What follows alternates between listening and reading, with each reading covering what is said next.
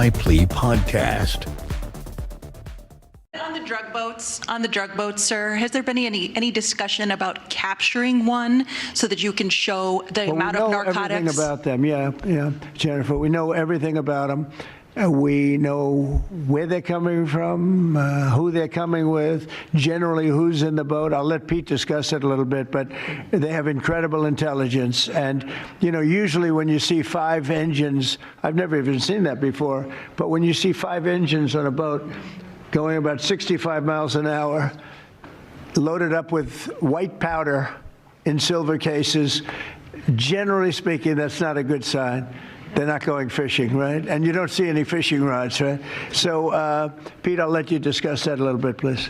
Well, yes, sir. Likewise, generally you don't see fishing in submarines either, sir.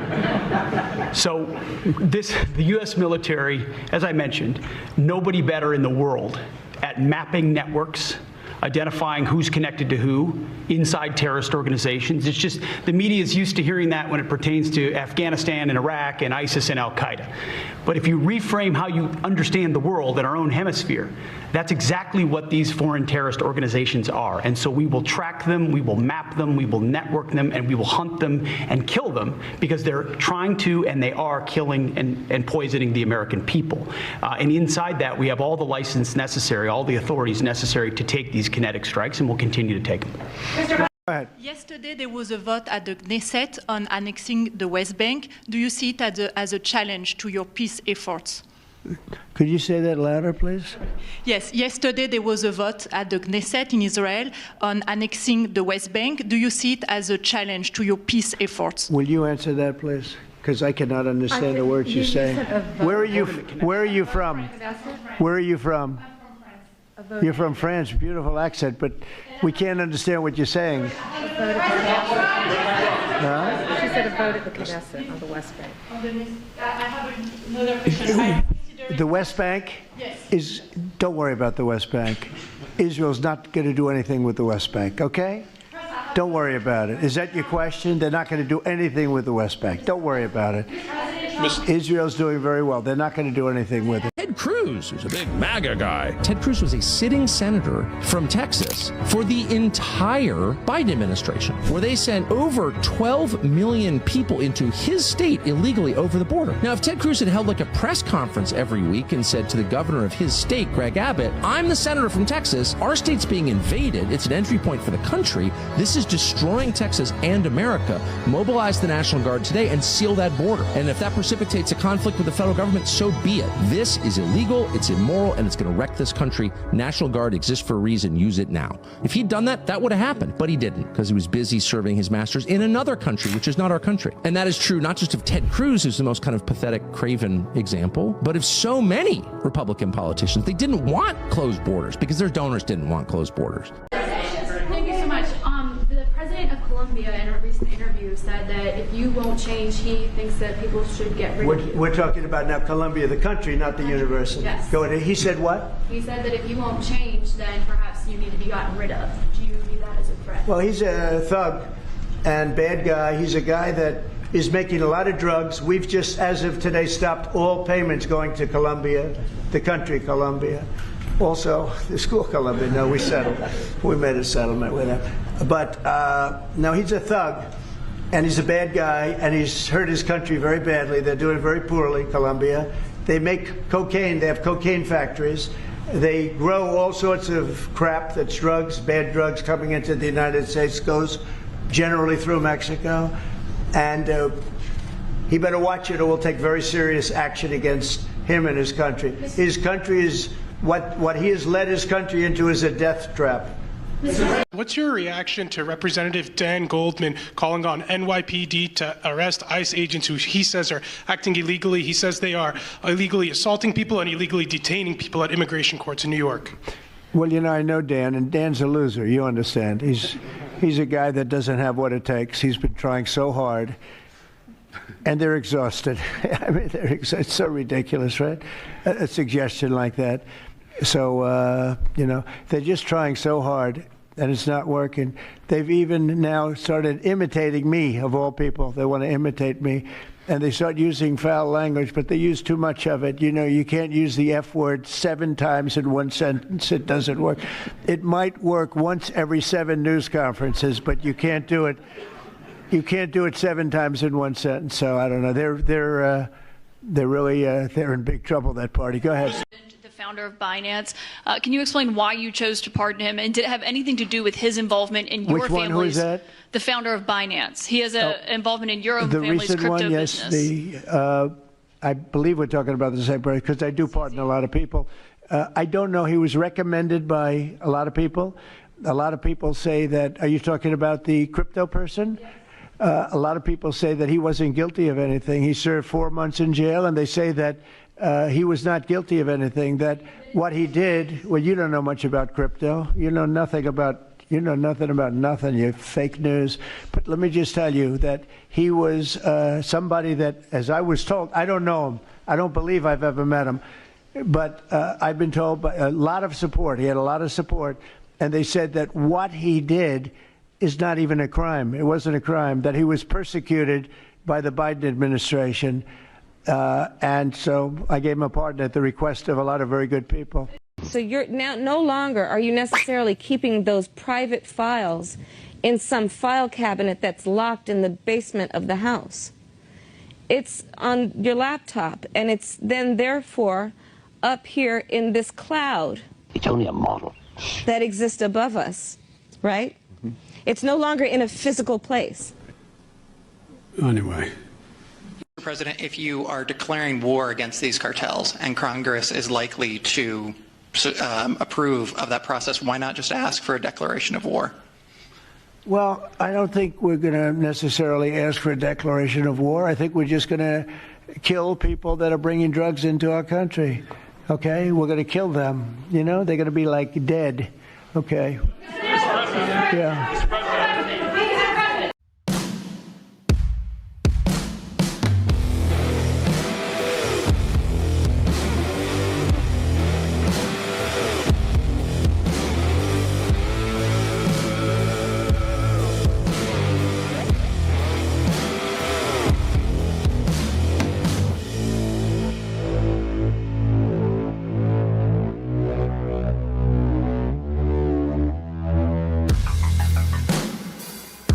All right, Thursday night, and we are live. Hope everybody's doing good as always. Be blessed in the mighty name of Jesus. I forgot, as you can see, this blank spot on my desk. Forgot my iPad tonight, so I just have to say hey to everybody as a group tonight in the chat because I can't see who's on. Aaron can, but I can't. So, hey, everybody in the chat tonight. Love each and every one of you. Thanks for being here tonight.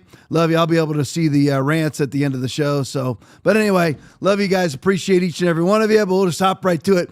Let's go. We're going to open up in Trump section of the show. This is one of those shows where I'm going to have to do a whole section. It's right after Trump here on the NBA thing. I don't even want to do it, but everybody knows. I mean, I don't care. I mean, the NBA has turned out to be very corrupt. A lot of cheating going on. Huge 4-year-long investigation. You got Stephen A. Smith out there talking about this as if Trump is going after the NBA because of their political opposition to him. It has nothing to do with that at all. It shows you how, and there's times where I like Stephen A. Smith, but there's times like this where he just comes across as galactically ignorant because this investigation began over 4 years ago. So this has nothing to do with Trump. He just brought it home. It's FBI agents that were working for Christopher Wray. This has nothing to do with Trump really, except they brought it home. They're doing the indictments and making the arrests and everything else. Chauncey Billups was arrested today. If you don't remember, I remember that from my time played in the 90s. He played late 90s, 1997 to 2014, I think. That's what I saw in the news today. So I remember him. He's also now the head coach for the Portland Trail Blazers. But anyway, he's arrested today. But others too. But anyway, we'll get to that. But I hate getting to it. I hate getting to it. I don't like it. I don't like it. But anyway, because I'm just scared about the politics stuff. If it's not Letitia James being perp walked, I really don't care. James Comey being perp walked. I mean, the guys from the NBA, I don't have any animus towards those guys. They're all a bunch of leftists, but I mean, I don't really care about them. Yeah. You have outspoken uneducated, ignorant morons like LeBron James. But other than that, I really don't care. But anyway, let's get on to Trump here. Eric Doherty tweet. Breaking, in an outrageous move, Senate Democrats reject. Here we are. I believe this is number 12 now. This is the 12th time they've rejected the CR, the clean CR, just the continuing resolution. Clean CR, nothing added to it. That's what they voted to approve in March, and now or July, whatever it was. And now they're not voting. I think it is March. But right now, they're refusing to vote on this or voting against this clean CR. And I hate the CR too, but again, Democrats are trying to add on to, now this CR adds $2 trillion worth of debt onto our current debt, $37 trillion. So they'll take us $39 trillion over the next fiscal year, October through October. And the Democrats, that's not good enough for them. $2 trillion of debt isn't good enough for them. They want $3.3 trillion worth of debt. It needed 60 votes. It didn't happen. The vote comes after Democrats admitted suffering is their leverage. So they reject. So Trump was just actually not even trying to pass the CR here. All he was trying to pass, or I guess you could say this is Thune. And of course, Thune's in favor of deficit spending. But anyway, in paying federal employees. I'm not fire them all. Fire everybody but the military as far as I'm concerned. Yep. Everybody but fire them all. What do they do for us? Nothing. But I digress. But this was just simply to pay federal employees. Now, every Democrat will mug, and don't ever get in the way of a Democrat in a CNN camera. They'll mug in front of a CNBC, MSNBC, whatever camera, and say, we really feel bad for these federal employees. There's 4 million of them that are not being paid. Of course, we went over last night. What did the Democrats do on, let's see, today's Thursday, so it would have been Tuesday night. What did the Democrats do all night long? They were reading poetry on the Senate floor or on the congressional floor. I don't remember which one. I believe it was this, may have been congressional floor. But anyway, they're reading poetry. So that means that when they're doing that, Capitol Hill Police Department has to be there with them. So you have these guys who are not receiving. I hate the Capitol Hill Police Department, just to make that clear, as I said last night. But anyway, I don't hate every cop. I just hate the department in general because they're corrupt. But anyway, and we could go over that. I can't list into that. That show's gone. If I start talking about Fanone, if I start talking about Gunnell or Harry Dunn, show's over. Absolutely over. It's over. It's over. It's done. But anyway, the cops that are not paying the Capitol Hill Police have to stay with them as basically they filibuster all night long reading poetry. That's who they are disgusting human beings. They really are. My favorite word for a Democrat is an R word called repulsive. They just are absolutely repulsive, repugnant, disgusting. They really are disgusting human beings. I'll bet you a lot of them do actually physically smell. I'll bet you right now, some of them just really do absolutely physically smell. I'll bet you. Because it just has to eventually come out of your pores. That sulfur demonic smell. So here you are. This isn't even the CR, so I apologize for misinforming you. I knew about it earlier, and I've just lost. I've been gone all day, busy all day. But anyway, this was simply a bill. This is a line item bill to pay federal employees. And by the way, I don't like federal employees either. So I don't want them paid, but this all that it is. The Democrats, this is what this if you want to call it a line item bill or whatever you want to call it, legislation. I'll just call it a line item bill for ease of conversation. They're saying, here we're just going to pass enough to pay the federal employees, like the military, like the Capitol Hill Police, that we're going to, or ATF, FBI, whatever. And the Democrats voted against it. Most federal employees, as we have found out recently, especially when Doge came in, are not only Democrats, but Democratic Party fundraisers and funders, financiers. They all give. USAID, 98% of them are registered Democrats, and all of them, not every employee, but a lot of them, it's hyperbolic, but all of them donated to Democratic Party campaigns. None gave to Republicans. So these federal employees, I hope they remember now that the people who are voting to not pay them, as well as all the other people that are not going to get their SNAP benefits. And just for the record, I hate SNAP. Tom, you're full of hate. Yeah. I don't hate the people. I hate the programs. I hate that we have federal employees. You're like, Tom, don't we need a few? Yeah, like Will, military. You go fight our wars. We need people like Will to fight a war every now and then. Other than that, we're good. Because again, I've never had one benefit ever. And as you heard me say ad nauseum, 25 times probably on this show now that I've said this, the one time I needed them, FEMA, the one time I needed them, Hurricane Ian, $4 million worth of damage to this building. We stacked up all of our blown up insulation and drywall, all in the back. And FEMA never came and picked it up as they're supposed to, so we paid $8,000 to have it hauled off. Yep. So, I mean, the one time I need them, and they've been taking, we all know that horrible 4-letter word on our paychecks. And no, it's not that word. It's FICA. It begins with an F, though, but it's FICA. And all of our money goes, somewhere between 20 and 40% of our money goes into the federal government. We get nothing back. But don't worry, Will, Aaron, me, you, everybody watching, you and I are paying for Hoochie Mama in the hood, white or black, to go get Twinkies for her 6 kids, as well as her housing. We figured it out last night. There's people getting somewhere between, $10,000, $12,000 a month. Yeah. A mother of 6, 12, 10 to 12, somewhere between 8 and 12 grand a month.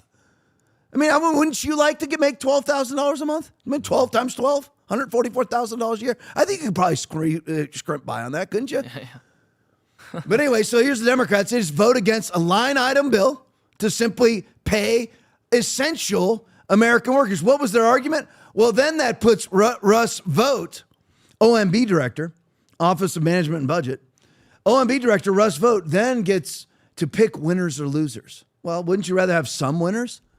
Because what he's saying is, what Democrats are saying is that Russ Vought will then decide who is essential and who's not. Does that sound familiar, Aaron? Mm-hmm. Who's essential and who's not? Mm-hmm. The Democrats love to do that. Remember Gretchen Whitmer? You can buy a ladder during COVID, but not paint. You can buy a TV stand, but not a TV. Remember all that? You couldn't buy seeds. Yep. Remember that during COVID? All those different things. You could go. Your church is closed, but right down the road, the weed store is wide open. The abortion clinic's open. You can stand within 6 feet of. You can stand within 6 feet of anybody you want as you kill your own child. So it's very funny that now Democrats are bothered by people being able to deem essential or not. They're bothered by that, by people being given the power to deem something or somebody essential. Wouldn't you rather? Because here's the thing: out of the 4 million employees that we're dealing with, most of the Capitol Hill Police Department are registered Democrats. Almost every federal worker outside of the military is a registered Democrat. So most of the people that would be chosen as winners, we're all winners, Seinfeld, would be a Democrat. So the Democrats are voting against paying Democrats. Chuck Schumer is vile. They shut the government down for illegals. They refuse to pay essential American workers. The people see what's happening. Chuck and Hakeem won't shake this off. GOP cannot cave to them, is what it says later on in the tweet. So we have, I don't know, Aaron, see what you, what's our day count on the shutdown? If you find it for me, just send it to me when you get it.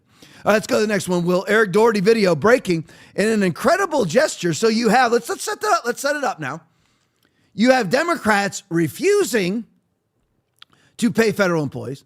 Donald Trump is actually paying day 23 of the shutdown. Thank you, Aaron. Yep. So here we are on day 23. So here, day 23, you have Democrats refusing to pay federal workers. Again, I'm not a fan of federal workers outside the military, but again, let's play the political game because that Democrats cry about federal workers not being paid. All the while, notice not one Democratic senator or congressman has come out and said, you know what, we'll refuse our paychecks till they get paid. And many of them, like Dan Goldman, is worth hundreds of millions. He married into the Levi Strauss family. So Dan Goldman is worth hundreds of millions of dollars. He himself is not refusing his paycheck. All of them, like Sheldon, and this talk about the perfect racist name. If you're gonna, if you can just say what name is racist what would a racist be named? Sheldon Whitehouse. Of course, he's a Democrat and belongs to an all-white club. That you're not allowed to join the club if you're black. He still is part of that club. He himself also very rich. He's not refusing his paycheck either. None of them need it either. Do you know how greedy you have to be when you're worth hundreds of millions of dollars and you're getting it, and all of them are getting paid $174,000 to $210,000 a year. We're already worth $300 million, and you won't refuse that paycheck. And by the way, it's all retroactive, so you get it back after you refuse it. I mean, that's how repulsive and repugnant these idiots are, really. So you have Democrats refusing to pay or even deem some federal workers essential to be paid. And what is Trump doing while they're doing that? Play for me. And a friend of mine, talking about donors, a friend of mine, a man that's great. I'm not going to use his name unless he lets me do it. Susie can tell you about this, but he called us the other day and he said, I'd like to contribute any shortfall you have because of the Democrat shutdown. I'd like to personally contribute any shortfall you have with the military, because I love the military and I love the country, and any shortfall, if there's a shortfall, I'll contribute it. And today he sent us a check for $130 million. Can you share who that is? I would love to tell you. He doesn't really want the recognition, if you want to know the truth. But he gave us a check for $130 million. And that's going to go to the... Which was sort of a shortfall, yeah. And it's going to go to the military, yeah. And what's your message? So you have Trump, who is trying to, because what Trump found first was billions of dollars in Democratic Party slush funds. You're like, Tom, they're not Democratic Party, but they really are. Everything wrong with America is in the Democratic Party. And the problem with the Republicans is they're spineless. But he found Democratic Party slush funds. In other words, funds allocated to Democratic Party prerogatives that wasn't being spent. So he has already pulled that to pay the military and pay other federal workers. He's already done that. But the Democrats are threatening to sue him if he does it. Imagine that. It goes back to the Epstein thing. You have Democrats on Capitol Hill, release the Epstein files, release the Epstein files, release the Epstein files, while they're suing to not release the Epstein files in federal court. Because Trump was going to the actual court locations where Epstein trials took place and tried to get the transcripts released into the public. Because that's the real Epstein information. The Epstein file that John Brennan and James Comey and Christopher Wray have had is all fraudulent. So he's going to the court to get everybody on the record and all their depositions. And the Democrats who are on Capitol Hill saying release the Epstein files, and Trump has something to hide because he doesn't want to release the Epstein files, are suing to keep them sequestered. And it's the exact same thing here. Open the government. We want our federal workers paid. And then you have the Democrats come out and act like they love the military. Our soldiers are not being paid. And Trump finds billions to pay them. And then they sue Trump, or are threatening to sue Trump, to not pay them. This is how the real world is. White hats and black hats don't exist outside of Christian led by the Holy Spirit and people who are not led by the Holy Spirit. Yep. That's it. Yep. And many Christians who are supposed to be led by the Holy Spirit are only led by the Holy Spirit when it's convenient for them to be led by the Holy Spirit. Amen, Tom. Yeah. I'll just amen myself on that. That's true. That is the way that it is. So, but anyway, so now Trump also through another fundraiser, he finds a guy. I guarantee you the guy didn't just call up. He might have called up, but he might have. But the guy just sends in $130 million for the military to be paid. They're all crying about Trump adding on the ballroom. Remember the glorious ballroom? Aaron found out it's Art Deco, right, Aaron? Yeah. Art Deco. It wasn't built that way. It was built colonial style, but the architectural style of 1942 was Art Deco, like you said, Empire State Building, right, Aaron? Yep. So that's Art Deco, right? And that's a glorious building, by the way. It's fun to go up to that thing. But anyway, the East Wing is ugly. It looks like an addition, like a faux colonial addition. So Trump's tearing down a wall and adding a ballroom. Why is he doing that? Because foreign dignitaries, and by the way, who was it? I forgot. Let's see if I can remember it. But anyway, a conservative commentator, big name, if I remember it, I'll tell you, was talking about how he had been in the Trump White House in the first administration numerous times. And he said the White House is a dump. It actually smells like black mold. Well, what year was it built? I mean, this is a very old building. It needs to be renovated. No, don't renovate it. It's a historical structure. Does it have mold? It's not going to be historic very long if it has mold or termites. But anyway, so Trump is just tearing the facade off the East Wing, which was built in 1942. This isn't back in the 1800s. With 1800 pine. It's 1942, and it's an ugly reproduction. Trump's just tearing a wall off of it and adding a ballroom. The entire White House needs to be renovated because it's not good. It's not solid. But anyway, and everybody's renovated the thing. Everybody has. FDR put in a pool. Obama put in a basketball court, and Richard Nixon put in a bowling alley. Yeah. So it's been renovated many, many times. And Trump's trying to add a ballroom so that when dignitaries come, there's actually room to seat them. You ever watch the ceremonies in the White House? Everybody is packed in there like sardines. And Trump's trying to say, you know, we're gonna build a ballroom. And just like with the shutdown and getting our military paid, Trump's paying for it himself. He's paying for it, and if he's not paying it out of his own wallet, which he's paying a big chunk of it out of his own wallet, he's getting other people, other financiers to contribute. And not one dime. I mean, imagine we should all be rejoicing that finally our government is useful and actually benevolent for once and giving money themselves. As Aaron always says, if you want to give, Democrats, you can always give. You can always give to your federal government. You realize that when the IRS will take your extra money? Do everybody realize that? If you owe $5,000 and you want to send them $50,000, they'll take it. Yeah. They'll take it. Just designate it. I'm contributing this to the greater good of the United States of America. They'll take it. So Trump's finding, and Trump's trying to pay our employees. And Democrats are complaining about him building a ballroom onto the East Wing. They're complaining. There it is. Look at that glorious thing. Look at what that's going to look like. And Trump will maybe get a year out of that. Maybe. This will be for all future presidents. Trump will get maybe a year out of it. Of course, Bannon is out predicting right now that Trump will be the president in 2028. So, I mean, and I would listen closely to what Bannon says, because if there's anybody in the know, it's Roger Stone and Steve Bannon. Those two are in the know in the White House. Believe me, give it to me, Aaron. Believe me. I'm telling you, they are. So anyway, here you have Trump doing really good things and Democrats trying to stop him. And that's just, life really is simple. It's just hard. All right, let's go to the next one. Change the subject. Nick Sorter tweet. Another major, where are we at? Major breaking. Major breaking. Ninth Circuit Court of Appeals has affirmed. They're like, Tom, this was already decided. No, because then it was appealed. Now it has to be affirmed. Ugh. Court of Appeals has affirmed their decision to allow President Trump to send National Guard troops into Portland. By the way, the Ninth Circuit is nothing, maybe slightly right of Stalin, maybe. So this is a huge win. But you know why it is that even the Ninth Circuit has to agree with Trump? Can anybody guess why? Because it blanketly says in the Constitution that Trump is operating within his own constitutional prerogative to dispatch the National Guard as he sees fit. And then Democrats just make up laws and make up steps to laws that don't exist. They make up the law, and then they make up steps that you have to take to obey the law, all of which don't exist because the original law doesn't exist.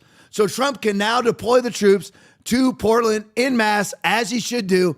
And just on the threat of that, the Antifa camp in front of the federal building in Portland has already come down. Just in anticipation of it. All right, go to the next one for me. Mike Davis tweet, another major legal victory for Trump. President Trump from the Ninth Circuit again beats Gavin Newsom this time. So he beats the state of Washington in the first one. Now he's beating the state of California in the Gavin Newsom in the Ninth Circuit en banc case. Trump can federalize California National Guard. I love it. Just federalize them. Federalize their freaking butts. Federalize them. I love it. You know what? I'm usually... Yeah, I was going to say something that wasn't true. I was going to say I'm usually not vindictive. Those are my friends laughing. Wrong. They're not laughing. It is my carnal nature to be vindictive. Yeah. But I resist it. That's I do true. resist it. That's true. Thank you, Aaron. That's like my best buddy right there. Yep. So there you go. So there it is. I do resist it, but I do have a tendency to be vindictive and confrontational and combative. Yeah. And kind of look for fights. He does. And, but I resist it. It's being good. I try to be right. Yep. Been good. Cleaned up my act pretty well. You're like, Tom, aren't you a pastor? Yeah. Are you a finished product? I'm not. So I have to clean up my act. I make mistakes. Yeah. I say things, especially saying things I shouldn't say, and getting into confrontations I shouldn't get into. But I believe I've got a clean 2025 where I don't think I've gotten near, because I nearly get in a fist fight every year in my life. Yeah. Somewhere. And like, are you serious? I'm serious. So he's serious. Yeah. So but I think I've got a clean 2025 going on. I think there might have been one road rage thing. Yeah, but that was it. Well, no, that was October of 20. Was it? Yeah, oh. it was Tommy, then you're clean. Tommy's Jacksonville fight. Yeah. Yeah, I think I'm clean. Yeah. I'm clean for 2025. Hey, that's good. I mean, we're almost there. We're almost done. We're almost done. Hold it We need together. to keep me out of certain situations. Yeah, keep you at I home. might make it. So, but here though, I'm like, just federalize them. Just to stick it to them. Just to stick it to Gavin Newsom. Just federalize them and send them right into L.A. Send them in with ICE. Send them in. I would love it. To support federal immigration efforts. There we go. Let's go to the next one. Fact post. Now, just so everybody knows, this would be actually more apropos named fictional post or lie post, because fact post is hyper left. They say and they're just outraged by this, but to me, this was all great news. That's why I actually snipping tooled it before I knew what fact post was. So I didn't know they were leftists, and I still would have used it. I use leftist posts because it's actually accurate. But it's so funny. Fact Post puts that out as if this is a denunciation. This is a horrible thing. But for me, I looked at it and went, oh man, it's great news. Yeah. I thought it was somebody endorsing it. The following outlets are no longer credentialed at the Pentagon. New York Times, out of the Pentagon. Washington Post, out of the Pentagon. CBS, NBC, ABC, Reuters, and Fox, yeah, out of the Pentagon.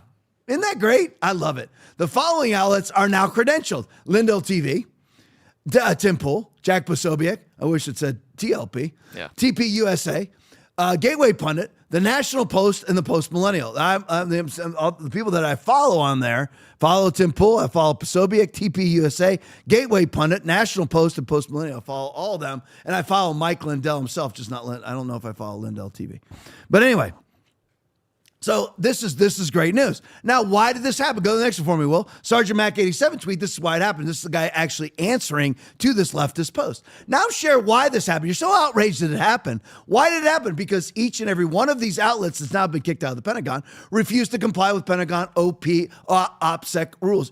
Will, you have any idea what that operational? It must be security. Yeah. So I mean, it may be. Yeah, I think it might be. I don't know. Security. Operational security. Thank you, buddy. Operational security rules. So they refuse to comply with operational security rules. Why? Because they're spies? Oh, that couldn't be. No, I mean, no. No. Right? I mean, they don't lie for their own political NBC. purposes. They don't yeah, I mean, you don't trust CBS. You don't trust Jake Tapper. Come on. You don't trust the New York Times. I mean, what? I mean, what? So they refuse to follow security rules, as Will said, operational security rules, and turned in their credentials. Instead, they turned them in. Crazy, right? That the USA would not want journalists leaking sensitive information in the middle of covert operations. You know, as we saw, Reuters actually got funded. How much Reuters get funded to destroy Elon Musk? $300 million. Where did they get it from? Joe Biden's USAID. But we can trust them, though. I mean, we can obviously trust them, right?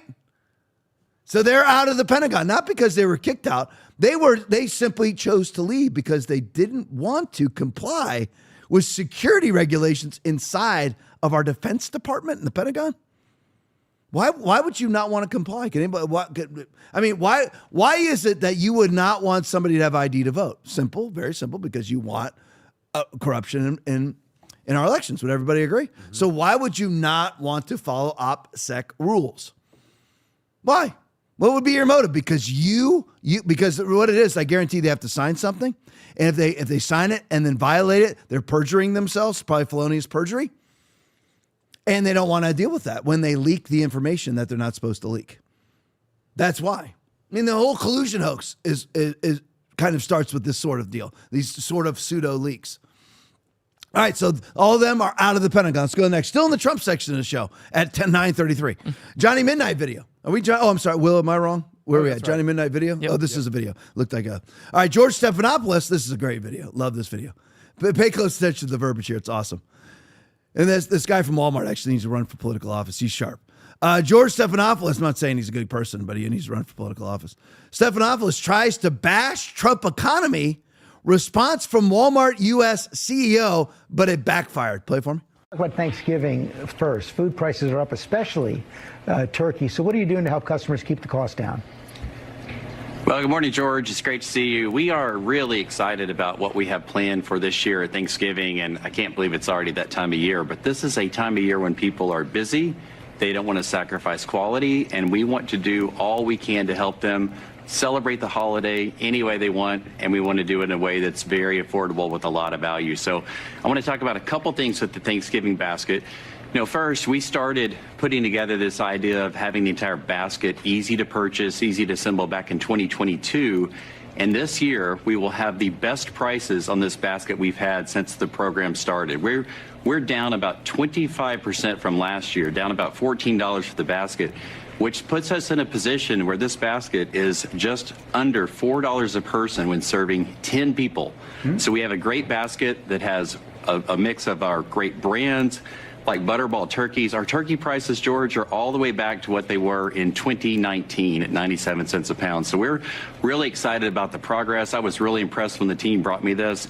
It was better than I expected. So we're looking forward to a great holiday season, and we want to help people celebrate any way they want and do it at a great rate. So this is actually hilarious, right? So their basket, their Thanksgiving basket, which they've been doing for 6 years now, so there's a track record here, is $14 cheaper than last year's basket. Now, every Democrat's going all around the country right now while they refuse to pay federal workers, which, by the way, has a bad effect on our economy because there's sadly so many federal workers, but you're also then dealing with federal contractors who work for federal workers. But anyway, so the basket, Thanksgiving basket, is actually $14 cheaper than this time last year. Now, Aaron, who was the president last year? I think it was Biden. Well, yeah, Robinette Biden last year was the president. It's $14 cheaper and the lowest since 2019. And isn't it funny watching George Stephanopoulos actually insert his own head up his own rectum? Isn't it hysterical to watch him do it on national TV? As you are a devout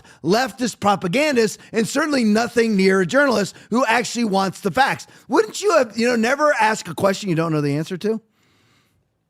You might not want to ask that, George, when you're going into the interview because, man, you look like a glistening horse's anus right there on national TV, and you just expose yourself.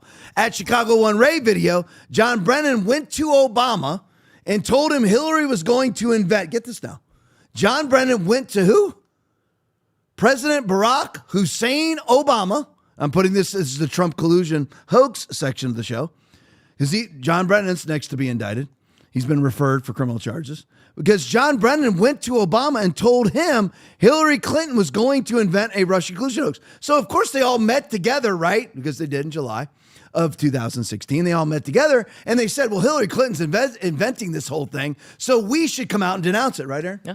If you find out that somebody's inventing a crime and inventing an accusation against another person for committing a crime, you would come out as a decent human being because you are, in fact, the director of the CIA. You are, in fact, the director of the FBI. Yep. You are the president of the United States, the vice president of the United States. You're Susan Rice.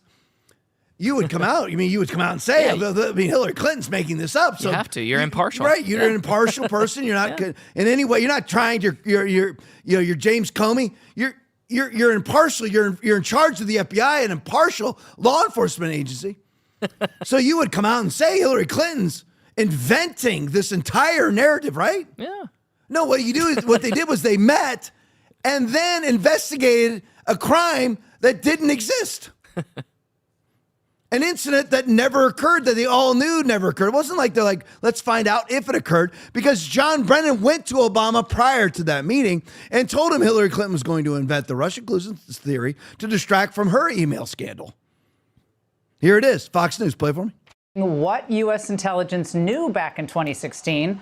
Sources telling Fox News Digital that the U.S. intel had credible foreign sources indicating that the FBI would play a role in spreading the Trump-Russia collusion narrative. That was before the FBI launched its controversial probe. Now, CIA Director John Ratcliffe is expected to declassify intel from former special counsel John Durham's report on the origins of the FBI Trump campaign probe. Here to discuss what's next in this investigation and the legal ramifications for the big players, Jonathan Turley, GW Law Prof, Fox News contributor. Jonathan, I watched your interview of a couple days ago, and it was so good and so clear on an issue that can get fairly murky that I think it bears repeating. Why does this matter so much that the FBI and the CIA with Barack Obama decided to, it looks like, massage, manipulate, and manufacture intel? Well, Laura, we're finally seeing parts of the timeline filled in, and it's creating a very damning picture. Remember in July 2016, John Brennan went to Obama and briefed him that Hillary Clinton was going to invent this Russian collusion theory to distract from her email scandal. And so that was back in July. And then we now know, because of recently declassified material, that months later, it was Brennan who intervened, overruled people at CIA, and put the Steele dossier, this infamous debunked report, into the assessment being used by the Obama White House at the very end of Obama's term. That helped seed this whole Russian collusion investigation that the FBI then used to effectively derail the first term of President Trump. Now, what's fascinating about this, Laura, is that they're saying that this is coming from foreign sources that heard that the FBI was going to be part of this. This is before the rollout, essentially, of this plan. This is the real Russian conspiracy. There wasn't a Russian collusion conspiracy. This is that conspiracy of people that seeded this investigation and intentionally kept it going, even lying to the courts. One person pled guilty to the crime of lying to the FISA court. And so these details are very important as they fill these things out. And Laura, just to finish this up, it's fascinating the response of the media with the Russian collusion narrative that was funded by the Hillary Clinton campaign secretly. They denied that they funded the Steele dossier, but they took that, didn't question it. And it turns out that all these other people had heard about Hillary Clinton's plan, but these reporters that got Pulitzers for this didn't seem to bother to pursue those types of leads. Jonathan, we could be seeing perjury charges. We could be seeing. All right, so there we go. Now, I can't. If I do, I'm not going to get to anything. I cannot deep dive into the collusion thing. It is one of those things where, for me, it's fun. So I can't do it. I can't deep dive into it. But we're talking about the ICA, the Intelligence Community Assessment, all of that, all the manipulation. But anyway, John Brennan went to Obama, told him Hillary Clinton's going to invent this thing. They all met in the White House and decided to investigate Trump for what Hillary invented. That's what happened. That's exactly what happened. John Brennan needs to spend the rest of his life in federal prison. It's really not difficult. I mean, that is really where we are at, and that is exactly what needs to happen. And as I said, we need to have big balls playing from AC/DC, playing in the background, because we need the Republican Party, and in some ways, the Trump administration, not Trump himself, but the Trump administration needs to grow a giant set of nuts and actually put these people in federal prison. If you have to change jurisdictions, because, by the way, you can go into a different jurisdiction other than D.C., because these crimes were committed in other locations. And you can even make an argument that basically the crime that they committed would be committed nationally. So you can go to a red judge in a red jurisdiction. And a red judge is going to be impartial because they're constitutionalists. But I digress. So John Brennan needs to spend the rest of his life in federal prison. And it's all coming out, and he's been referred now to the DOJ. But I'm hoping that the DOJ actually does what they're supposed to do. Sometimes they do. Sometimes they don't. We will see. I hope that they do. All right, let's go to the next one. All right, I'm going to do one more section before I get to the part I don't want to do, which is the NBA. And we're going to fly through the NBA because I don't give a crap about it. Yeah. Oh, we'll see. We'll see if I'm actually going to be short-winded. Can anybody? I don't have the chat to look at tonight. Yeah. So I don't know if I'll be able to. I think you might fly through it. Well, yeah, because I don't know anything about the NBA, but it's such a huge story. We're going to cover it. But anyway, let me cover this first. I call this my cabal section of the show. This is a little odd here to start it off, but anyway, this is Right to Life UK video. Lord Falconer, what a name, apropos name, says people with learning difficulties or autism could, with proper assistance, Aaron and Will, access assisted suicide. Oh, this is already happening en masse in the country of Canada. Play it for him. So in relation to people with various learning difficulties or autism, again, with proper assistance, they too can have that option. The option is to kill themselves via government-assisted suicide. So basically, you're going to be injected with a lethal injection by your government at your request. And you're autistic, or let's see, autistic, learning difficulties or autism. Boy, I mean, does that cover millions and millions of people? Well, that's easy to extinguish them, right? So you're like, Tom, where are you going with all this? Well, I want to show you the leftist global narrative, because the leftist global narrative is you are the carbon they want to get rid of. They'll either starve you out, as John Kerry said, we need to eliminate half of the farms globally, or people are going to starve to death. Aaron, can you make that make sense? No. Okay, that's a quote, by the way. We need to eliminate half of farming, or people for global warming purposes, because if we don't, people are going to starve to death. If we don't eliminate half of our food, people are going to starve to death. Go, Aaron. It's like the trees with Bill Gates. You got to tear all the trees down and then bury them. And then they excrete all the gas into the air because they're fermenting under the ground. Yeah. And cut them down. And cut them down and have solar farms. Where you have solar farms instead of actually having carbon-eating trees. Yeah. The solar farms with the diesel engines backing them up. Love it. The places where you power your electric vehicle. Think about how idiotic that is. You pull up to one of these power stations. I hate electric vehicles. I've already told you the things that I've hated tonight. I'll try to remember the whole list. Hate federal workers. Hate the Capitol Hill Police Department. Hated something else too. I also hate electric vehicles because they're useless. It's the narrative and agenda behind them. That's the whole thing. It's so funny because you pull up to a charging station. What charges the charging station? It is the power plant that's burning natural gas, coal, or oil. Yep. All right. And then hidden behind all of these charging stations is a diesel engine spewing the horrible, hated CO2 into the air, charging the charging stations. And then you have these virtue signaling, false, righteous leftists driving around in their electric vehicles, in these little cubicle cars, driving on electric vehicles, saying, with their masks on still in 2025, saying, I'm saving the planet. Okay, all you did was take the CO2 that your car's emitting and move it to the power plant emitting it. That's all that you've done, because the power plant now has to charge your charger where it didn't before. How do people not see this? Because it's not that they're driving around saying, I'm an idiot. They're driving around, although they are, and that would be very beneficial to them to just go ahead and acknowledge it publicly. But they're actually driving around saying, I'm virtuous. How do you think that? I guess maybe they're doing their part by not excreting all their CO2 and sucking it back in, and maybe they're sterilizing themselves or something by doing that. Hopefully. Maybe that would be a benefit to society.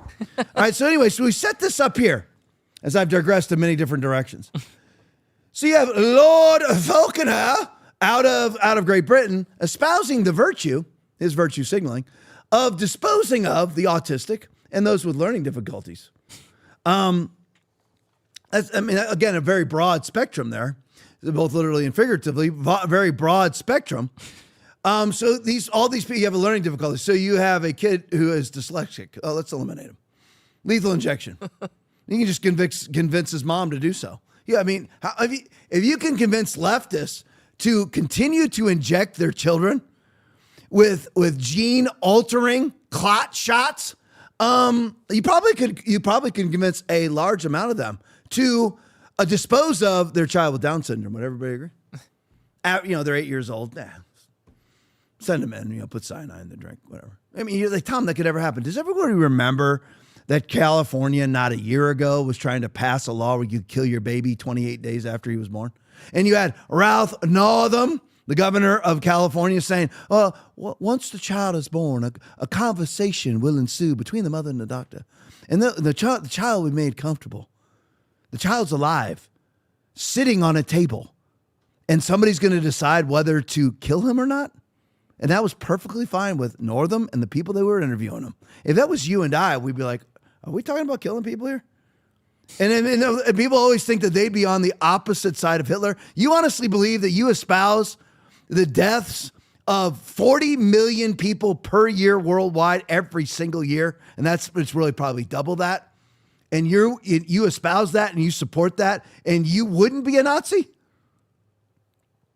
Really? That's what you think? It's amazing that anybody would think that. So we have that going on in Great Britain. By the way, they're already killing hundreds and hundreds in Canada right now via government-assisted suicide. And you qualify. And then, Aaron, but don't worry, it's voluntary. Oh, of course. Okay, I mean, it's Of voluntary. course. I mean, you don't have to worry. Just like everything's voluntary. You like your doctor? You can keep your doctor. Right. I mean, I'll never mandate the vaccination. We heard that in success, both the entire Obama administration right there. Obama and Biden both said that. That was them.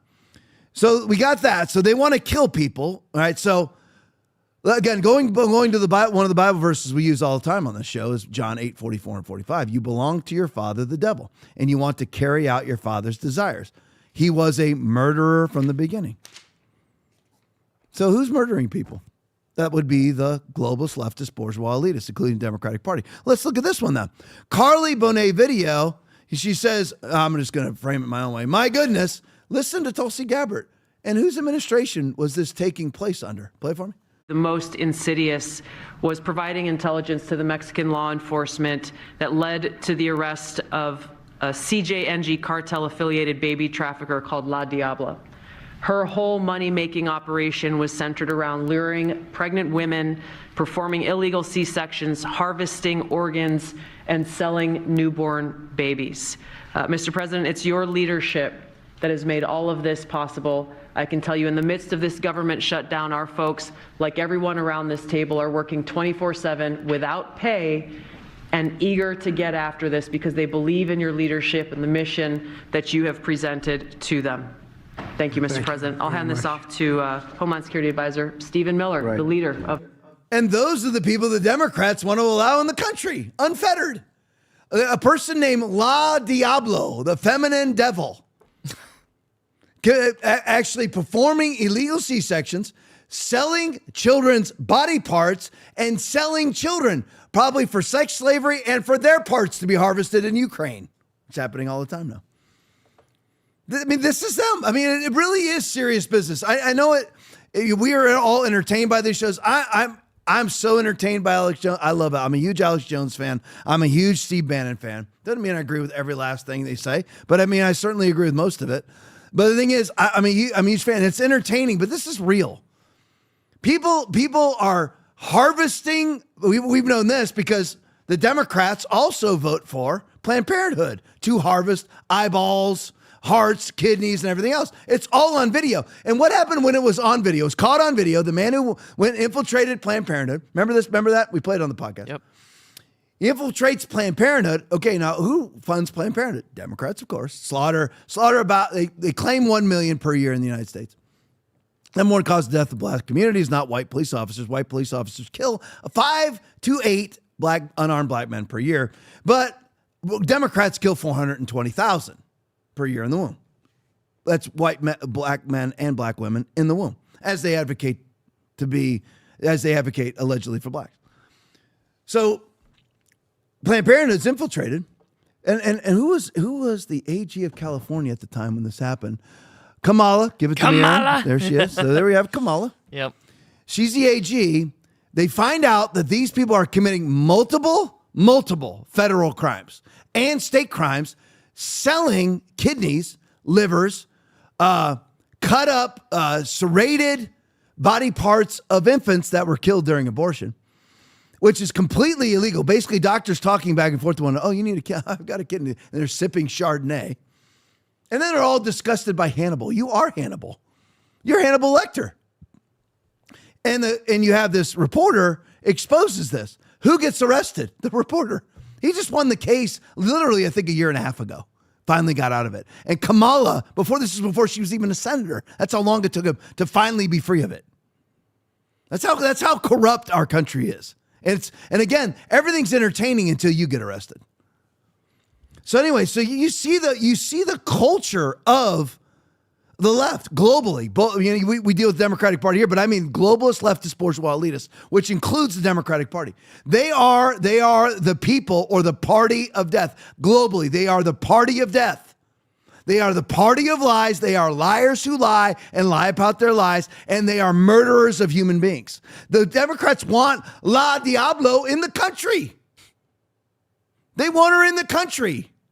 That's who they're allowing in the country. Let me show you this one. Go to the next one. Well, breaking 9/11 video. Breaking 10 missing children found alive in Hawaii. Play for me. Of the state's multi-agency child recovery operation called Shine the Light, 10 children between the ages of 13 and 18 were found, and authorities also made several arrests of adults. The operation was conducted over the weekend with the help of HPD, the FBI, U.S. Marshals, Secret Service, the military, and others. It's aimed at finding missing children listed as runaways across Oahu and providing them with essential services and care. We do proactively run these operations to protect our children, whether it's the runaways or whether it's the enticement, the online, the internet crimes. Now, I've marveled at this before because I mean, I saw these even under the Biden administration. Do credit because usually I have Aaron check, Aaron will check. I'll say, how many times did this happen under Biden? Well, it actually happened several times under Biden also. How is it that whenever they do these operations, they come up with, this is the least number I've ever seen. They come up with 50 or 60 kids. It's somewhere between 30 and 100 kids they find every time they have these operations. Why are we not doing them 24/7? Mm-hmm. I mean, where are all these kids going? I mean, everybody asks these questions. I mean, I know this is a very vacuous conversation that I'm having with you right now because I'm not giving you any sort of specific information. But I mean, how is this happening? And how is it so easy to find all these kids? And why are we not finding them all the time? And why are they all going missing? Are they going to La Diablo? Are they just are our kids kidnapped off the streets, mainly in low-income areas, and then disappeared into sex slavery and labor trafficking for the rest of their lives? Is that what's happening? It certainly is what was happening on the southern border under Joe Biden, where 15,000 illegals were crossing per day. Remember the old statistics, right? The former Trump administration, 8,000 per month. Now it's 0. So let's just use the current Trump administration. Current Trump administration, 0 releases into the public at the border. 0. No, Tom, I can't. That's not hyperbolic. It's 0. 0 this month, 0 last month. Actually, 0 September, 0 August. 0. Biden, 15,000 per day crossing the border. Every single day. And many of them were kids disappeared into the wind. And many of them brought just straight to brothels and strip clubs and sex trafficked right on the spot. Yeah. Because that's what Democrats want. It really is. They are the sex traffickers. I mean, who is it? Who is it that advocates for? I love to expose Democrats. Who is it that wants a 40-year-old man twerking his junk in front of the face of an 8-year-old girl? Democrats advocate for that. We saw Lloyd Austin, Mark Milley, McKenzie, CENTCOM Commander McKenzie on Capitol Hill having to answer to Matt Gaetz about trans strip shows. Will loves these topics on military bases. And Aaron, who pays for those things? Oh, we do. We do. Yep. Yeah, congratulations to all of us. We hire, like Tommy DeVille, or Tawny DeVille, who's Tommy, whose name is Tom. Goes out there and twerks his taped up penis with his pot belly in the face of some military man's daughter on a military base. And you and I pay for that. Who does that? We don't advocate for that. So isn't that pseudo or really even non-pseudo advocating for pedophilia? Is it not? Is it not sexualizing children? And not only is it sexualizing them to the adult, it is actually putting the framework in the mind of a child to accept being sexualized. And it's all on purpose. And the only people that do that are not us. It's the left. We have no interest in those things. It's always the left. All right, finally to the NBA. Shadow of Ezra. I don't even want it. There's no enthusiasm here, but I'll fake it. I'll fake it. Time for the NBA. Hey, great, best part of the show, Yeah. NBA, which I never watch. I will admit I'm a football addict. Same. But I mean, I will admit that. And I mean, I boycotted the NFL for 6 years. All right. But I'm back. I got hooked back in. He's back. I'm back. I'm an addict. And I don't really sit and watch games as much as I love them on in the background. Yeah. While I'm puttering around doing other things. And I like having them on while I'm sleeping. Whatever. I just love it. And I love college football more even. So, but anyway. In the NBA, for those of you, I'm 57 that can remember back in the Gloria days of the NBA with Magic and Bird and Julius Erving and all those. Those are some great days. And even into the Michael Jordan era, that was all great. But anyway, we're certainly not there now. Shadow of Ezra video. New York City. So this is a joint jurisdictional operation. New York, it's the FBI in New York City. New York City's police commissioner, of course she's a woman, Aaron. Of course. Has confirmed, because you have to make sure you have to check the boxes. Yeah. Has confirmed that several NBA players were involved in rigging games to profit from bets placed on their own performances. Players allegedly manipulated their on-court play, deliberately scoring less or pulling themselves out of games to sway outcomes. And by the way, this is multidimensional. Because not only were they actually affecting games, they were also part of, and Chauncey Billups did both. Some players, the other thing NBA players and retired NBA players were doing was they were part of these mafia put on poker games. You're like, Tom, there's no way. It's all true. Mafia put on, Gambino family, other Genovese family, I believe another one, put on these poker games. And they would lure people in. They called the NBA players face cards because they'd say, come and play with so-and-so. You can come and play with Chauncey Billups. And Chauncey Billups, they're all in on the scam. And I'm getting ahead of myself, but I just have to say it. Everybody in the room was in on the scam except for the people they called the fish. You'll hear FBI Director Kash Patel tell you about this in a minute. It seemed redundant, but what the heck. They're called the fish. And this isn't that people go into these poker games. They weren't losing $12. They were going in and losing $500,000, $1 million. Okay. And what they were X-raying their cards. They were using store-bought shuffling decks that were manipulated to benefit those who were in on the scam. That's what they were doing. And so the only people that were losing in the room were professional poker players. While the mafia won. But anyway, New York City's police commissioner has confirmed that several FBI players were involved in rigging games. Play it for me. Players to score less, rebound less, assist less, using information that was not yet public. In some instances, players altered their performance or took themselves out of games to make sure that those bets paid out. One example occurred on March 23rd, 2023 in Charlotte. Terry Rozier, an NBA player now with the Miami Heat, but at the time playing for the Hornets, allegedly let others close to him know that he planned to leave the game early with a supposed injury. Using that information, members of the group placed more than $200,000 in wagers on his under statistics. Rozier exited the game after just 9 minutes, and those bets paid out, generating tens of thousands of dollars in profit. The proceeds were later delivered to his home, where the group counted their cash. As the NBA season tips off, his career is already benched, not for injury, but for integrity. As a result of this investigation, 6 defendants, including Rozier, are now facing conspiracy to commit bank and wire fraud. Oh, this couldn't happen, right, Aaron? The best comment I saw on that video was, "That's great. Now where are the Epstein files?" Black pill! Black pill, there you go. Yeah, Aaron, check on the flight logs. We got those yet? Let me see. Because they're now under Republican control. Oh, they're still missing. John Thune has them now. Yeah. It went from Tricky Dicky Durbin to John Thune, and we still don't have the flight log. I mean, I would love to see the flight log. That's public. By the way, it's all public domain. Yeah. So I'm just. Yeah. Don't we have the Senate, the House, and the presidency? Presidency and Supreme Court. And Supreme Court. Oh, right. yeah. And many gubernatorial positions and everything else pretty much own the country right now. And for some reason, we're still. It's weird. We can't even see the flight log. So odd. I just want to know who's on the plane. Yeah. I'm not saying who diddled kids. I'd simply like to see who's on the flight log. So here, that's the basis of the case. So let's look into some NBA stuff here. I don't know if anybody watched this documentary. I don't know if it's Hulu or Netflix, but on Tim Donahue, Dom Lucre video. So none of this could be true, right? Nobody's rigging games. It's all that bad. It really is that bad. And when you're like, people think it's a victimless crime. It's not a victimless crime. I'm not much of a gambler myself, and I'm not really against gambling. People want to gamble, they can. I rarely, if ever, gamble. But anyway, people do gamble on these games, assuming that the outcome is not rigged.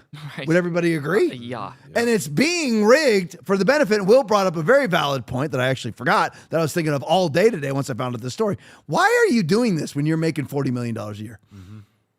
I mean, I don't get it. I mean, I guess it's just feet that are quick to rush into evil. And if you're because really, you're only going to make maybe a couple $100,000, but you're already making $40 million. Why would you ever listen to anybody else? I mean, I don't. Well, go gamble your money. I mean, that would give you the juice, I guess, the excitement. But anyway, Dom Lucre video breaking due to recent FBI NBA rigged games. So here's Tim Donahue, the referee who was caught rigging games. Play it for me. I do believe Allen Iverson knew this, and I believe all the players know this, that certain referees treat them much better than others. Donaghy told us that 2 years ago, Iverson had incurred the wrath of the refs. He had threatened one of our officials, and the NBA fined him $25,000. And we felt as a group that he should have been suspended. And because he wasn't, we felt like we would teach him a lesson. During that time, you worked an Iverson game January 6, 2007, so you bet against Iverson's team. Correct. Because you knew that all the refs were gunning for him. This was openly discussed. Openly discussed. And I knew that the other two referees and I sought out to do a little justice of our own. The refs quickly called curious fouls on Iverson, including rarely called fouls for palming. And Iverson still upset about that palming call. They threw his game off, and his team lost. According to the game's announcers, even late in the game, you kept hurting Iverson's team by letting defenders bludgeon him without calling any fouls. Watch. Tim Donahue will not call a foul when Iverson goes to basket. About 3 in a row where he got to the basket, got fouled, we thought, no call. What are we looking at? We're looking at a foul that was let go. Obviously, in the pregame meetings, we came to the conclusion that we were not going to give Allen Iverson any marginal plays to the basket. And that absolutely should have been called a foul that I and the other referees passed on. Did anyone in the NBA know about it? There was a group supervisor at the game that came in at halftime who was laughing and stated that he felt that Iverson had gotten the message. So the supervisor approved of your punishing Iverson? Yes. The NBA would not let that supervisor or any of its refs talk to us. In that game, Donaghy did make calls that helped him win his bet, but he insists that wasn't the point. He says all he wanted to do was punish Iverson. But yes, he did win his bet. Special Agent Philip Scala, who retired from the FBI last year, told us Donaghy would bet on a game when he knew who the refs were and that they felt strongly about certain players. See, one of the wild things in here, this will actually up my interest in the story, is did everybody catch that real quick? Is that Allen Iverson had threatened a referee, like say, I'm going to kick your A or something. So the refs, and he's probably threatening them because they were corrupt and were calling bad fouls against them. So the refs, in defense of their non-corruptness, corruptly attack Allen Iverson. I mean, they ought to be members of the Democratic Party. I mean, did everybody get that? I mean, it really is wild, but it shows you right there. And now that supervisor, as of the filming of that Netflix documentary, was still working in the NBA. The one who endorsed the unbiased, the unbiased referees. Mm-hmm. Even if one of your referee friends is threatened, you then have to unbiasedly ref the game. Just like you're supposed to do when you're judges in this country. Don't get me off on the judicial system. Mm-hmm. But people are unable to do that. How do you not understand that? So here's the thing. I can honestly say this. When I was a cop, I dealt with everything unbiasedly. I went into it because, number one, is for self-preservation. And I could never live with myself. I went into every single call unbiased. Unbiased. Because that's what my job is, to go in unbiased. Even if I knew the criminal history of the person who's accused of a crime. What are you? You're innocent until proven guilty. I went in like that. There was never any games played with me when I was law enforcement. If someone would say, well, just say this and just say that and we'll be able to cover. No. I remember one time where a school official found marijuana on a kid. And I said, well, how'd you find it? Well, I searched his bag. Well, it wasn't a legal search. And I could have just written that kid up. I could have charged him and just left out the search, and then most people can't afford an attorney and never would have been able to suppress the search and then suppress the charge. But I didn't. I said it's an illegal detention. Give me the drugs. I'll have them burned up in property, and that's the end of it. The kid was never charged because the search was illegal. That's what you have to do. And I hate drugs, and I hate marijuana. Had to smell it today at the racetrack, and I hated it today. But I don't let my biases get into my job. That's the way it is. And I don't mean to get off into that, but it drives me nuts. All right, Jason Williams video. Seeing Damon Jones arrested. Here's some more corruption for you. Play for me. You got 2 free throws, and LeBron comes by and taps you on the chest and whispers something to you. What did he tell you? He said, if you miss these free throws, you know who's going to win it. What makes it worse, because we gamble at LeBron's house, me, Damon Jones, that was our group. So Damon Jones is horrible at cards. He owed me money. Every time we played them, I always used to scream out, the landlord's here. The landlord needs his rent money. So he doesn't even play in game 6. So when he whispers, you know who's gonna hit it, everybody assumed it was him. I knew what he was talking about. I was balling that game, just hit the 3 to get us in overtime. And then I see Damon Jones in there stretching, and they really put the man in. And the fact that LeBron even passed him the ball is what hurt the most. Damon Jones, who hadn't played a second all game, inserted and knocks down the... So Gilbert Arenas ties the game with a 3, has 2 free throws to some pseudo seal the game, just to make the conversation simplistic. LeBron James, remember you have Wizards versus Cleveland Cavaliers, and they're on opposite teams, and LeBron walks up to him on the foul line, taps him on the chest and says, you know who wins if you miss these shots or make these shots, whatever it was. The person who wins is his gambling buddy, because the 3 of them all participating in this game in key roles gamble at LeBron James's house. It's kind of weird, isn't it, Aaron? It's kind of weird. And then, what's his name? Damon Jones, who had not seen the court yet, strangely is then inserted in the game and sinks the winning bucket and derives a certain amount of money out of this. That's kind of weird, isn't it? It's almost as if it was rigged. Well, let's look at this one. MC Betts video. Whoever has Gary Payton II next arrest slip might be right. Play it for me. Gary Payton is gambling. The Warriors are up now by 13 points. All is good. But what's with the little schoolgirl chatter going on right here? Why on earth would we be covering the mouth up 12 with 5 seconds? Oh, because the spread was 11.5. Look at this. He even says they might have to shoot again. Oh my God. And there's only one reason, Steph Curry, you cover your face up 12, because you're gambling, okay? So here we go. Second free throw, going to put him up 14 points, and all we have to pray for is no threes. No threes, and they cover. All right, so now the Wizards covered. The plus 11.5. Let's look in on Gary. Bro, your team just won by 11, and you're freaking out. Gary Payton, oh my. It's kind of weird, isn't it? I mean, you actually look at this. You remember now you have these 2 teams. You got the Golden State Warriors and the Washington Wizards again. And you're winning. The game is over. You're up by 13 points. The game is over. Now, in order for them probably to win their bets, they need to be up 13 points because they're giving 11.5 points away. So they have to win by 12 points minimum. They're up by 13. They certainly can't have them go down and sink a 3. Why would you be acting like this if all you cared about was winning the game? And everybody on that bench is making somewhere between $10 and $50 million a year. Why would you even care? Why would you? I mean, again, listen, the eye in the sky doesn't lie. Body language doesn't lie. Look at him. You're still up by 11 points and the game is over. Why would you be acting like this? Explain that to me. Aaron, can you help me? Nope. Okay. I mean, it's obviously corrupt, folks. Yeah. Obviously corrupt. All right, let's go to the next one, Will. Cat turd video. Here's Cash Patel. Play it for me.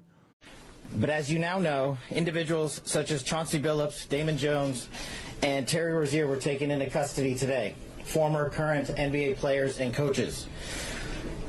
What you don't know is that this is an illegal gambling operation and sports rigging operation that spanned the course of years.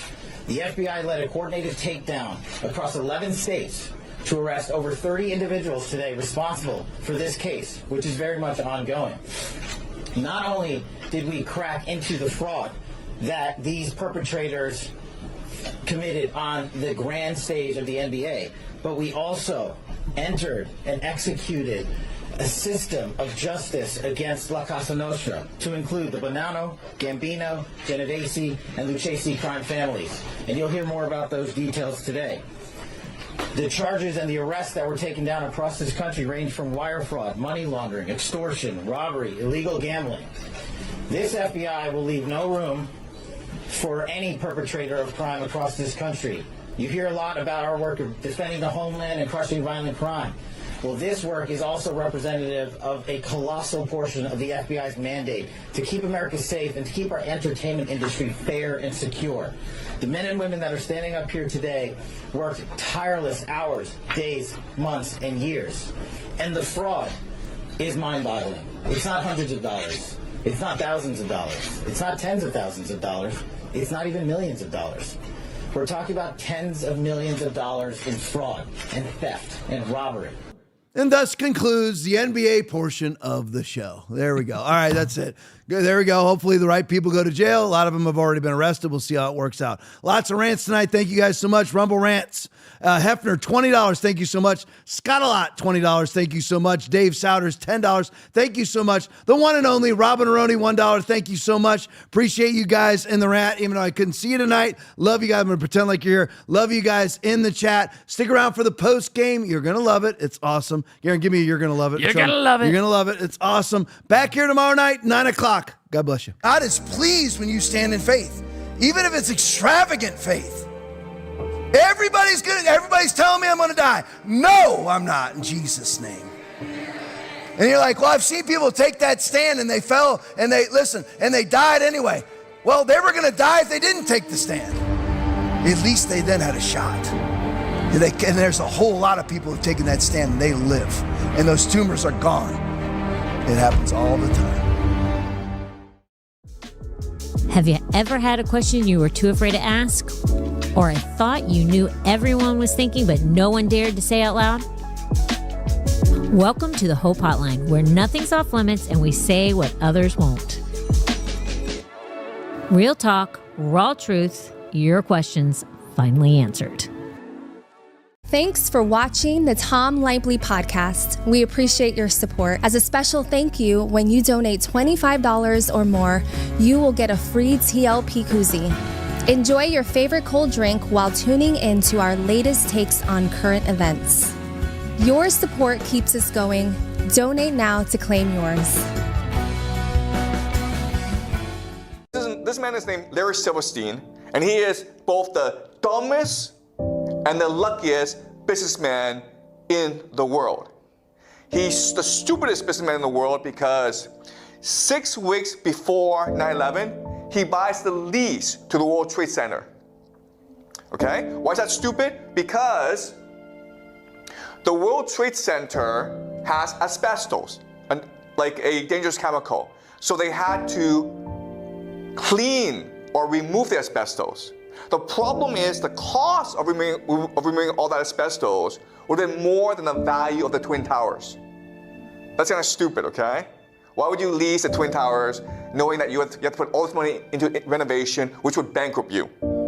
Also, what's stupid is to have the lease, you're required to have insurance, okay? And so the insurance company says, we value the World Trade Center at $1.5 billion, okay? And Larry Silverstein says, no, it's not $1.5 billion. They are worth $3.5 billion. So he is asking to pay more insurance than he needed to. That's kind of stupid. But again, he's the luckiest man in the world because 9/11 happens, and guess what? He can now claim that 2 towers were struck, and therefore he should get twice as much as $3.55 million. He should get $7 billion. And he sued, they went to court, and he got $4.55 billion. Okay? He's also lucky because he's a workaholic. He never misses work. But that day, because of a dermatology appointment, he had to miss work. He wasn't there when 9/11 happened. The luckiest man in the world.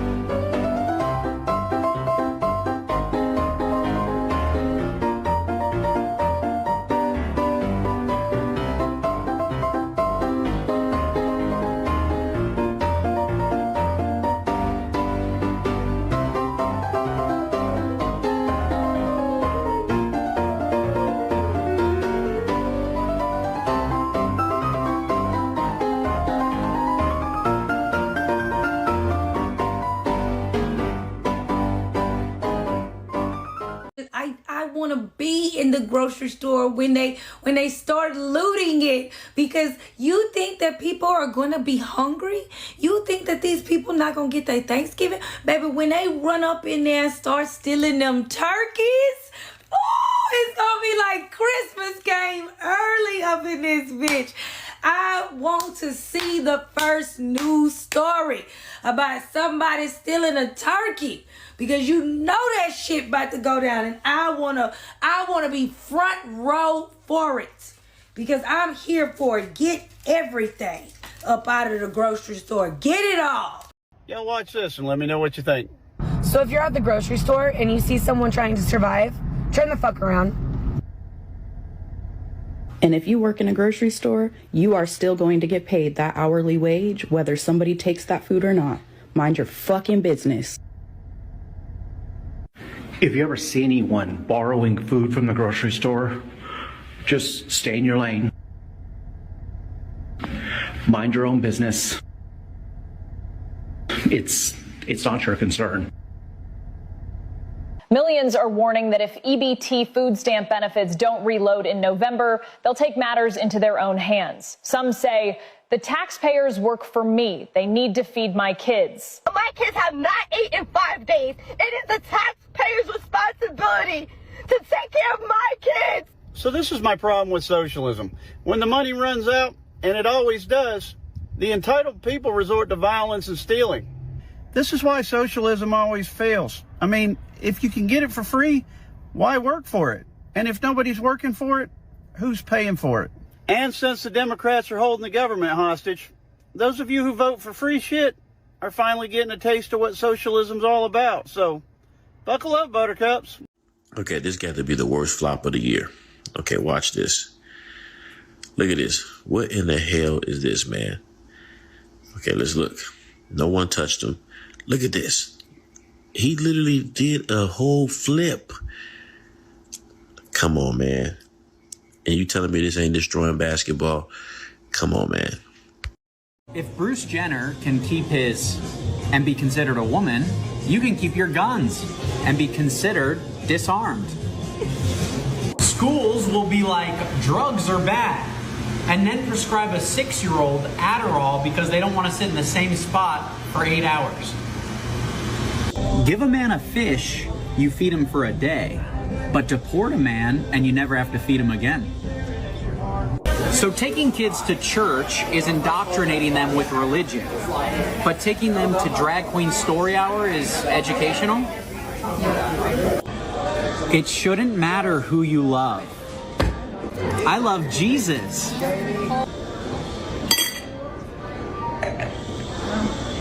Studies show that 97% of scientists agree with whoever is funding them. It's tricky because when I was growing up, if you were homeschooled, you were a total weirdo. But now if you go to public school, you might be with some kids that identify as barn animals. If a guy removes his penis and like puts a wig on and throws on a dress, everyone's like, you go girl, live your truth.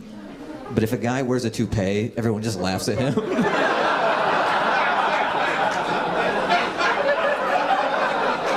And he's just trying to identify as someone with hair. But society's like, nah, we don't play that shit.